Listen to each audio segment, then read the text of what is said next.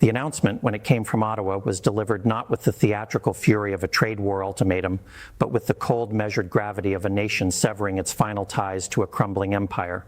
Prime Minister Mark Carney, standing in the Confederation Room of the Parliament buildings, framed the decision not as a political choice, but as a necessary act of survival. The assumptions that defined decades of Canadian foreign policy have been turned upside down by an administration in Washington that views our sovereignty as a negotiation and our partnership as a burden, he stated, his voice devoid of its usual academic timbre and laced with a steel that signaled the closing of an era. The United States, he confirmed, was no longer to be considered a reliable ally, but a nation whose actions had rendered the bilateral frameworks of the past century untenable.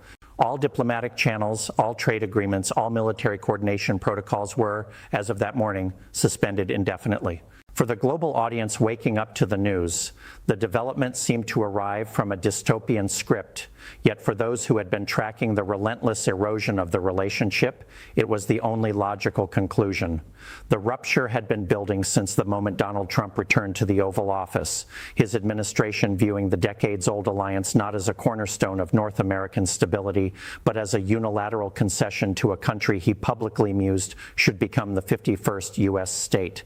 The early insults, calling previous Prime Minister Justin Trudeau governor, were dismissed by some as bluster, but they were, in fact, the opening notes of a sustained campaign of delegitimization. What followed was a methodical dismantling of the very structures that had bound the two nations since the crucible of the Second World War, transforming the world's longest undefended border into a front line of economic and political warfare. To understand the depth of this schism, one must appreciate the historical architecture that was built to prevent it. For generations, the relationship was defined by staggering integration. By the early 21st century, nearly $2.5 billion worth of goods and services crossed the border daily. Supply chains in the automotive, aerospace, and energy sectors were so intertwined that a product could cross the boundary multiple times before completion. This wasn't merely trade, it was a fusion. On the security front, the North American Aerospace Defense Command, NORAD, stood as the ultimate symbol of trust, with Canadian and American personnel sitting side by side in a Colorado bunker, watching the skies for incoming threats. It was a partnership, as Canadian analysts often put it, of a mouse sleeping with an elephant, but one where the elephant had historically been a benevolent, if sometimes clumsy, giant. The Trump administration, however, did not see benevolence. It saw exploitation. The first salvos were economic, targeting the very essence of the integrated market. Using the International Emergency Economic Powers Act, the White House justified sweeping tariffs on Canadian goods by invoking a spurious national emergency over fentanyl flows at the northern border, a claim that Canadian officials and border data flatly contradicted. When the Supreme Court struck down those specific tariffs, ruling the president had overstepped his authority, the administration barely paused, immediately threatening a new 10% global tariff and signaling its intent to use other legislative tools to maintain the pressure. It became clear the objective was not to remedy a trade deficit, but to dismantle Canada's economic autonomy entirely. The pressure tactics soon escalated beyond tariffs into the realm of territorial intimidation. President Trump took to social media to threaten the opening of the Gordie Howe International Bridge, a multi-billion-dollar project connecting Windsor and Detroit that had been financed entirely by Canada. His demand was framed as compensation for past slights, but officials familiar with his thinking described it as a calculated act of leverage. The bridge, set to open later this year, was to be held hostage until Ottawa made sweeping concessions on its protected dairy industry and its pursuit of new trade partners. The message was unmistakable. Nothing was off the table, not even the physical infrastructure of bilateral commerce, which would be weaponized to force Canada into submission. Simultaneously, Washington began signaling its intent to rewrite or simply scrap the United States-Mexico-Canada Agreement, USMCA, the trade deal Trump himself had championed during his first term. As the mandatory review of the pact approached in the summer of 2026, U.S. Trade Representative Jamieson Greer made the administration's position chillingly clear. He's half inclined to leave, Greer said of the president, adding that there was no natural reason the agreement needed to exist as a trilateral pact. The preferred strategy, officials suggested, was a divide-and-conquer approach, a bilateral deal with Mexico that would leave Canada isolated, forcing it to accept whatever terms Washington dictated or face economic oblivion. For Ottawa, the breaking point was not any single threat, but the realization that the American president was waging an existential war against the Canadian state itself. Prime Minister Carney, who had been elected on a platform of standing up to this pressure, began articulating a new doctrine. At the World Economic Forum in Davos in January, he declared that the world was witnessing not a transition, but a rupture of the US-led global order. He warned against the nostalgia of believing the old relationship could be restored, insisting that integration had become a tool of subordination. Trump's response was to publicly humiliate Carney, revoking an invitation to a White House Peace Council and doubling down on the claim that Canada lives because of the United States. In the weeks that followed, the Carney government moved with a speed that shocked Washington. It launched an aggressive diplomatic charm offensive, securing preliminary trade deals with China and deepening ties with the European Union and Qatar. When Trump threatened 100% tariffs in retaliation for the Beijing outreach, Carney refused to blink. The administration then watched as Canadian Foreign Minister Anita Anand scheduled visits to Beijing, New Delhi, and Singapore, a clear signal that the diversification of Canada's trade was not a negotiating ploy, but a permanent strategic shift. This was the moment the ground truly shifted. Canada was no longer negotiating from within the American orbit, but building a new one outside it. The defense establishment was the next domino to fall. In mid-February, Carney unveiled a new defense industrial strategy backed by billions in new spending.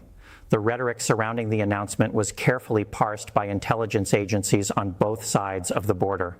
Carney spoke of strategic autonomy, of building a domestic industrial base so that Canada would never be hostage to the decisions of others. While he did not name the United States directly, the implication was unavoidable. For the first time since the Cold War, Canadian policy was explicitly oriented around the premise that the primary threat to its security was no longer a foreign adversary, but the unpredictable, belligerent behavior of its own neighbor. Analysts who have spent decades studying this bilateral relationship describe the current moment as an earthquake whose aftershocks will be felt for generations. "We are witnessing the end of the special relationship in real time," said one former Canadian ambassador to the U.S., speaking on condition of anonymity. "For 70 years, our policy was based on the assumption of American goodwill. That assumption is now gone. You cannot rebuild trust when one party believes your very existence is a gift they can revoke."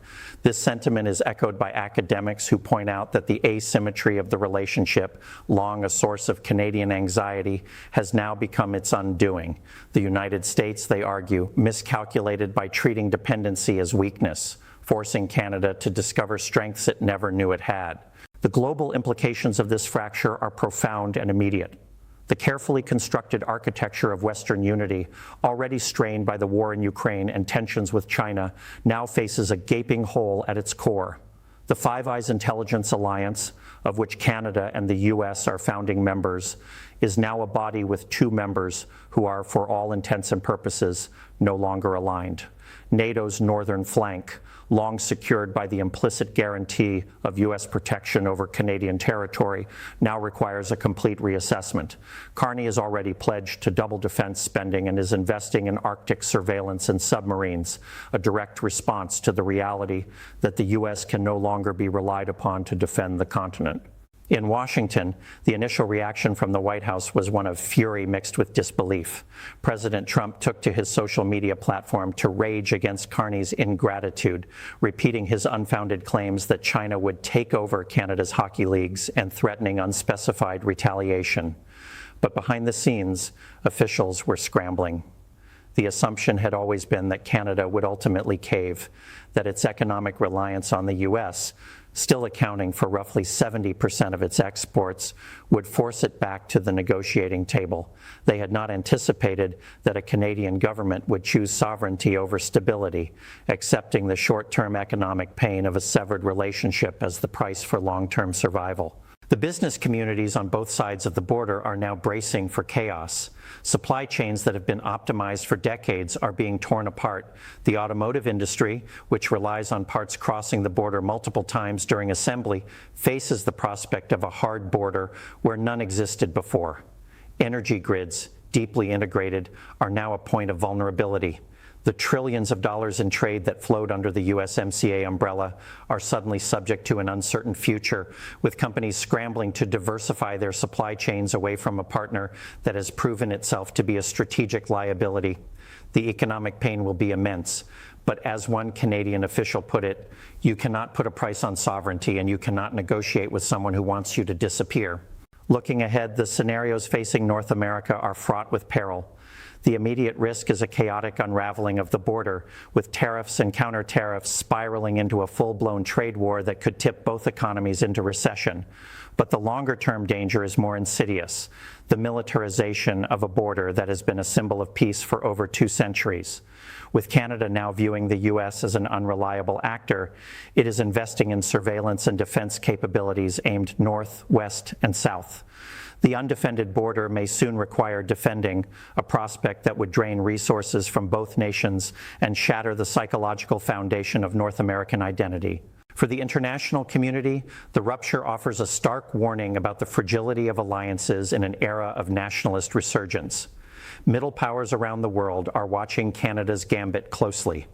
If Ottawa can successfully navigate this separation and build a new, diversified set of international partnerships, it could provide a blueprint for other nations seeking to escape the orbit of an overbearing great power.